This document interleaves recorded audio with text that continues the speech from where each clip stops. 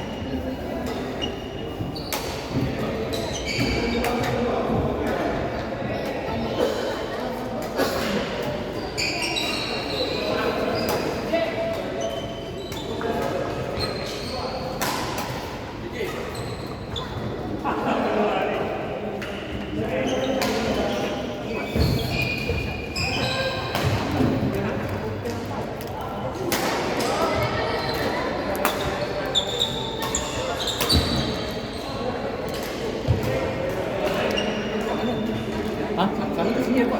Itu. Bukan lah. Bukan. Ke sana. Film Filipin apa? Bukan. Ha? Kita kat sini. Dia dapat dua kali.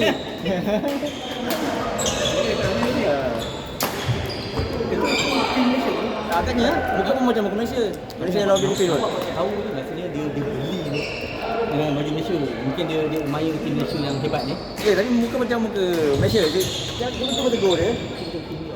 Dia nak tegur. Tapi dia tak tegur. Padahal kita pun baju Malaysia dah ada tu. Nanti kita tegur dia nak. Tapi yang sini juga. India tak macam India pun. Itu macam Lelaki tu.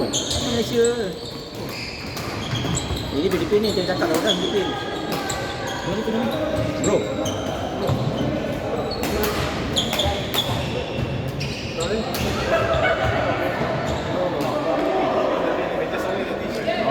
Malaysia.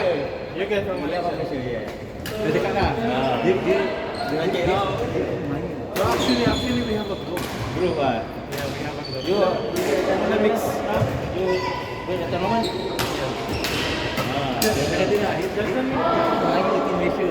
Sangka kan kita dah kita duduk Argentina kan. Tim Malaysia tu. Maknanya dia pilih Malaysia tau.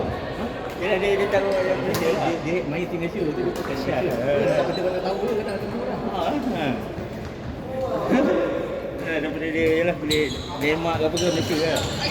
Kalau tak dah angkat tangan dah senyum kan. Dah tunjuk je sama kita kan. Betul nak kena buat tadi. Dah tahu dah nampak dah. Kita nampak macam India ni. Dia tak macam India tu. Filipin apa rumah tu? Rumah tu tak macam Filipin tak? Nampak ni? Oh, Ada muka India sikit. Hmm. Nampak? Muka macam India sikit. Kalau nanda.